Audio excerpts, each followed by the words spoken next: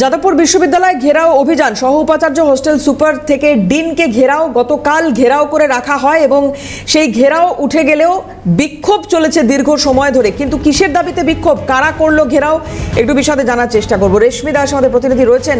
রেশমি, একটু জানবো তোমার কাছে।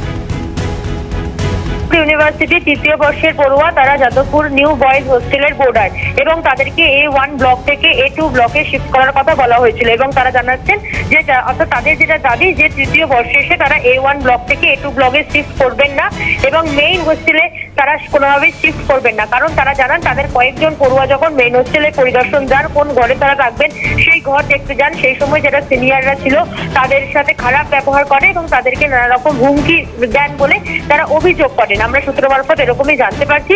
এরপরে কিন্তু তারা গতকাল একটি মিটিং ছিল স্টুডেন্টদের, সেই স্টুডেন্টদের মিটিং হওয়ার পরেই তারা যাদবপুর ইউনিভার্সিটির প্রভিসি যিনি আছেন, পাশাপাশি ডিন অফ স্টুডেন্ট, তাকে ঘেরাও করে রাখে। সারা রাত সেই ঘেরাও চলে এবং আজকে সকালে প্রায় 8:30 নাগাদ প্রভিসি তিনি বের হন এবং 8:30 নাগাদই কিন্তু এই যে বিক্ষোভ অর্থাৎ ঘেরাও করে রাখা হয়েছিল প্রভিসিকে, সেই ঘেরাও উঠে যায়।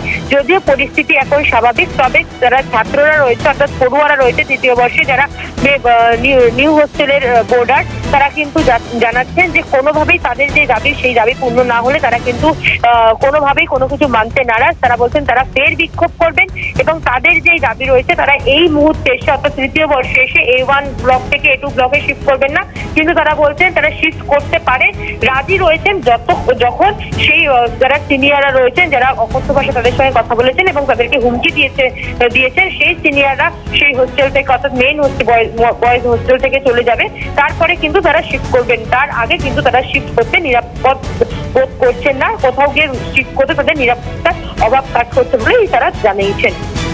ধন্যবাদ রেশমি। কথা বলছিলাম, রেশমি দাস ছিলেন টেলিফোনে।